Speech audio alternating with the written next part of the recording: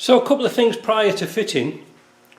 I'm going to use this, I'm not going to strip off this original foam because I haven't got any and I don't even know where to get it from. So what I'm going to do is I'm going to put a bit of brake cleaner on a cloth and take off any grease or oil and dirt and dust, get it all off. There we go. And then I'm going to use some of this. I've never used this before, but this is I want to show you this because it's a really good idea. In Europe you've probably had this for about 15 years. But clear silicone tubes. I mean, why didn't I think of that before? Because usually they're all white and you can't see what's in them. But most importantly, there is an air bubble here. Can you see? Now cheaper silicones have lots of air bubbles in. And it's really interesting to see it's right down at this end, not the other end. Because sometimes when you're using these caulking guns like this, you'll get this split splat and makes a real mess. So I've punctured the can, and now I'm going to set up this gun, so I'll come back in a minute. Having practiced first on a little piece of plastic, I'm going to just put a little beading round this window, tight into the corner, and it's not going to get much more than that. It's very hard to see, but it's not going to squidge everywhere. That's the last thing you want.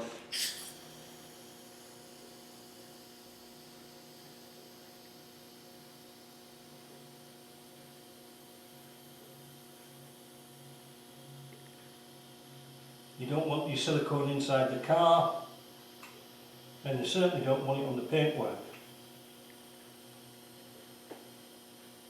And by using this air operated system, we can find out we can get a nice even bead of sealer all the way around. If you can see down here, there's a nice even bead. So I'm going to finish that, and then we're going to put the window into place. So I opened the window just to help it, you know, to hold it and pop it into place. And now we're going to pop rivet it in.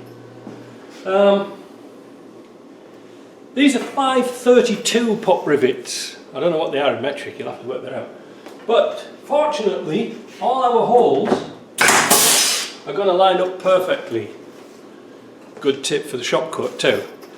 Take a good rivet out of one side, and when you've got the tang, put it in your other side pocket. Lasts for ages, then you won't get them all mixed up.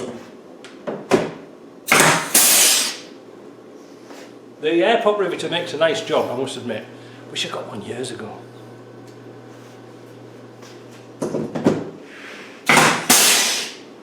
And don't be afraid of putting a bit of weight on them just to push them in, because you want them tight. As you can see, I'm going round a bit uneven. If you were to use 3/16 pop rivets, like the head, like this bit, the head's too big, and you won't get the seal back in. That's a bummer.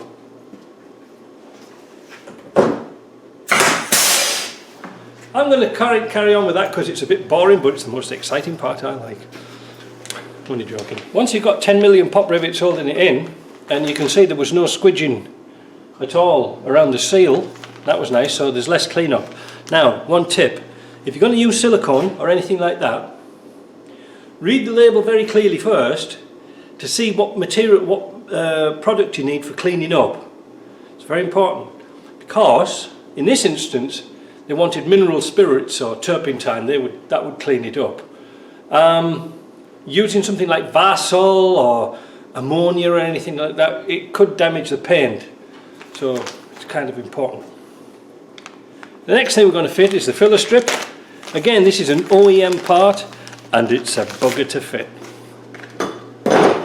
It's this little thing here that just look a little sort of D cross section, and it fits in and goes. It covers up all the pop rivets. Now I usually start at the bottom and push it in, but it's a bugger of a job to do. It's a bugger to get started really, because let's show it through the back window.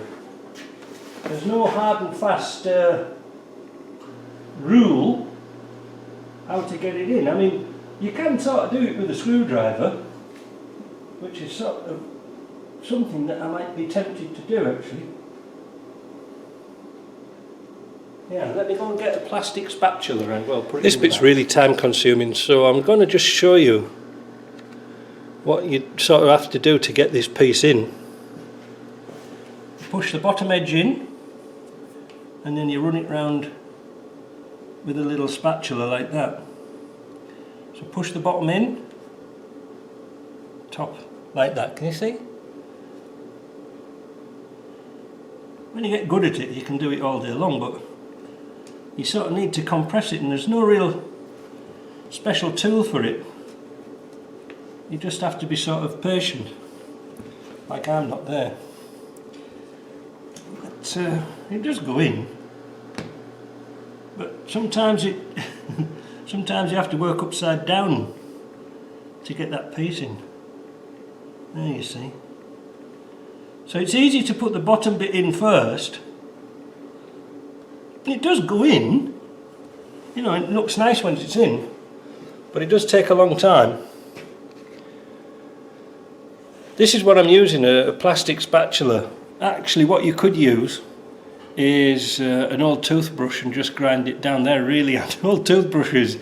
You can make into all sorts of different shapes. So I'm going to get on with that and I'll show you what it looks like when it's finished. So after over an hour of messing on, I managed to get that seal in. It does. The flat bits are quite easy.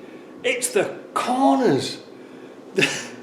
Because it's an extruded piece of aluminium, it tends to nip up in the corners. It's not parallel all the way through.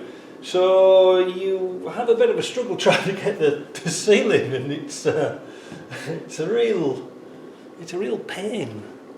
And especially to go over where the rivets are. Man oh man, so be patient. It does work.